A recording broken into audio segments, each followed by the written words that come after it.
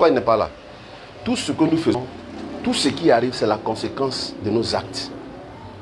Comme tu ne connais pas la profondeur de ce qui s'est passé, c'est pourquoi tu peux déjà, tu es en colère parce que tu as vu ça. Mais il faut sonder. Il faut sonder la chose. Et puis sonde plus tard, tu vas voir pourquoi c'est arrivé. Tu comprends un peu? Parce que Dieu, ce qu'il regarde, ce n'est pas la chose qui est faite, mais c'est le pourquoi c'est fait. C'est pourquoi il a dit à Ève, pourquoi as-tu fait cela? Pourquoi as-tu fait? Ève a péché, non? Est-ce qu'il a bien lui demandé, tu as fini de pécher, c'est fini? Non. Dieu ne s'arrête pas là, il demande pourquoi elle a péché. Il faut qu'on sache le pourquoi. Vous comprenez un peu, non? Voilà. Regarde par exemple, même quand tu veux frapper un enfant parce qu'il a volé la viande, il faut lui demander pourquoi. Tu n'as pas venu le frapper parce que c'est un vol. Alléluia. Maintenant où tu es tendre ta main sur le mec, tu l'as bien chicoté, il va te dire, comme c'est sa maman qui est venue de te prendre dedans, puisque la servante a préparé, ça fait 2 jours qu'il n'est pas là, la servante n'a pas servi la nourriture. Donc c'est comme ça, je vole et puis il mange. Bon, tu fais comment maintenant? Tu vas frapper la servante aussi maintenant. Voyez. Donc faites beaucoup attention. Dans tout acte qui est posé, ne viens pas juger, mais demande pourquoi il a fait. C'est important. Parce que c'est le pourquoi là tu as produit ça. Quand Adam a péché avec Ève, quand Dieu a demandé, regarde ce qui va se passer. C'est parce qu'il voulait être comme qui ça? Comme Dieu. C'est ça qui les a condamnés. Sinon, si elle mangeait parce qu'elle avait faim, pourquoi Dieu va la frapper? Mais Ève, il voulait être comme Dieu, connaissant le bien et le mal. Ça veut dire en d'autres termes, ils ont eu cette sémence de l'ennemi. L'ennemi qui est le diable qui est au ciel, même avec la même sémence, qui voulait prendre la place de Dieu. C'est-à-dire qu'il ne voulait plus être dépendant de Dieu, mais c'est le pourquoi des choses qu'il faut savoir. Alléluia. Amen. Et comme vous avez abordé le bon sujet, il y a il y a un verset qui dit, le Notre Père, qui peut réciter ça pour moi? Notre Père, que quoi? Que ton règne vienne. Que ta volonté soit faite sur la terre comme au ciel. Comment, je vous pose la question, quelqu'un me répond, comment est-ce que la volonté de Dieu peut être faite sur la terre comme au ciel? Je disais que oui. Si nous-mêmes on marche par amour. On marche par amour. Oui. On marche selon l'obéissance de la parole de Dieu. Oui. On est comme un miroir pour les autres. Donc les autres, quand ils se voient en nous et qu'ils font la même chose, on peut emmener le règne de Dieu. On peut amener le règne de Dieu. Bon, c'est bien expliqué, mais il y a des petits détails. Sinon, c'est bien expliqué, mais il y a des petits détails. Moi, quand on dit que la volonté de Dieu soit faite au ciel comme sur la terre. Sur la terre comme sur la terre comme au ciel. On peut dire, comme on le dit souvent, Dieu il ne va pas descendre. Mais c'est au travers des hommes que Dieu agit. Donc pour que la volonté de Dieu soit faite sur la terre, ça va se manifester au travers de l'obéissance, de l'attitude des hommes, des chrétiens que nous sommes pour amener le règne de Dieu sur la terre, puisqu'il ne va pas descendre. Il va donner des instructions. Et c'est en suivant ces instructions-là, nous sommes en train d'amener sa volonté. C'est comme ça que je le vois. D'accord. 4. Qui encore? Que ton règne vienne. Quand on parle de règne, ça veut dire quoi? Tu as parlé d'obéissance. Alléluia. Quand on accepte Jésus comme Seigneur et Sauveur, ça veut dire qu'on devient esclave de Dieu. Et le Seigneur a quoi? A droit de vie sur toi, sur tout ce que tu possèdes. Ça veut dire tout ce que tu possèdes lui appartient. En d'autres termes, tu dois te mettre dans une position d'obéissance, comme elles ont dit. Alléluia. Amen. Donc ça c'est le règne de Dieu. Amen. Donc nous devons appeler quoi? Le règne de Dieu. C'est-à-dire que Dieu vienne régner sur la terre. Comment? Quand la terre va commencer à obéir à qui ça? À Dieu. C'est ça, non? Alléluia.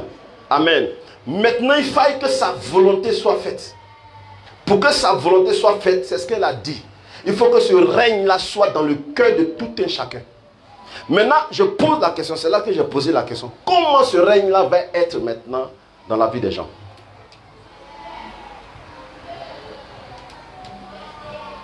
Ça, c'est dans ta vie. Tu comprends? Tu as montré comment Dieu peut régner, comment sa volonté peut se faire. Maintenant, ce règne-là doit être étendu maintenant. Puisque, ça commence à venir. Elle a fini de dire. En faisant quoi? En évangélisant. Alléluia. Quand on évangélise, Dieu transforme les vies. Et son règne s'étend à chaque fois que les vies sont quoi? Transformées. En apportant la parole de Dieu. Alléluia. Je peux donner un exemple. On dit il y a trop de microbes. On commence à prier. Alléluia. L'église se lève tout de suite entre nous-mêmes. Ou bien l'église à Bobo se lève. Il y a trop de microbes. On commence à prier, on commence à prier, on commence à prier, on commence à prier. Quand on prie, les entités sont liées. Les dominations sont liées. Alléluia. Les esprits de mort sont liés. Mais ça ne suffit pas. Il faut maintenant porter maintenant quoi? La parole de Dieu. Il ne suffit pas de prier. Fléchir chez nous et puis prier lié. Non, le Seigneur ne viendra pas lui-même pour apporter. Il a mis des instruments. Il a mis des personnes pour apporter quoi?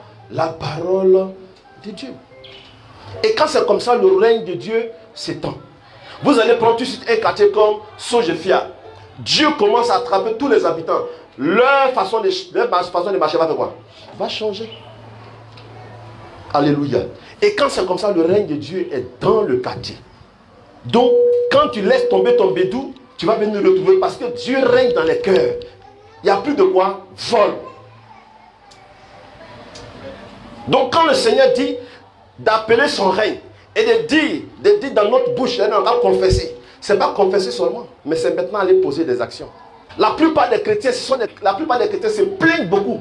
Aujourd'hui, pendant que je venais dans la voiture, ils étaient en train de poser une question en disant que les prisons sont surchargées, surchauffées.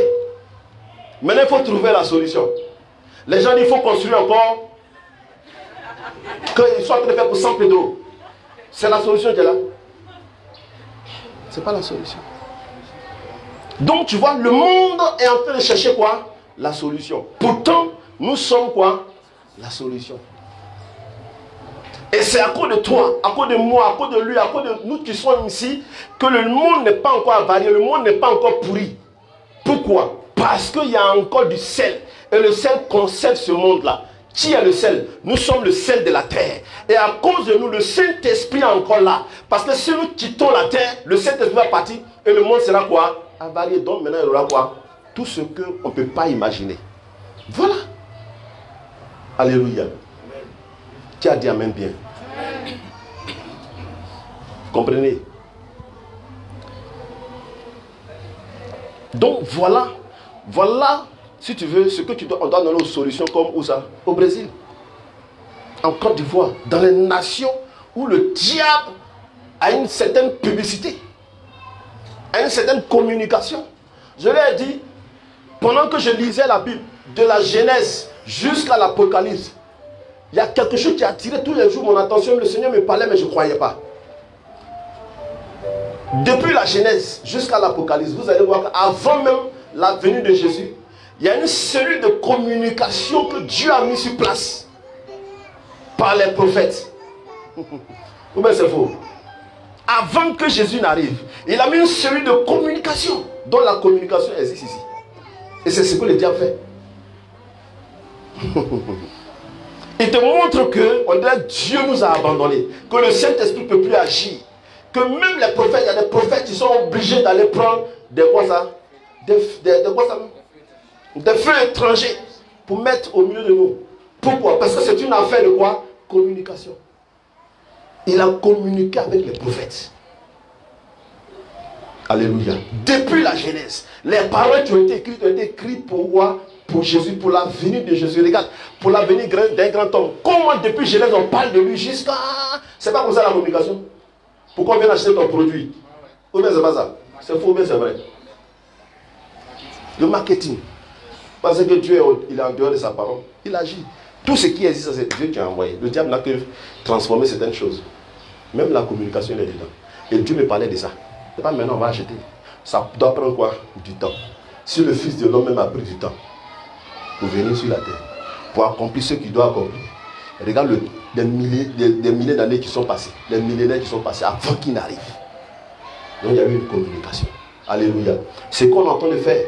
On ne va pas gagner tout le monde un coup. Mais on doit aller quoi? Progressivement. Mais il faut qu'on commence à aller.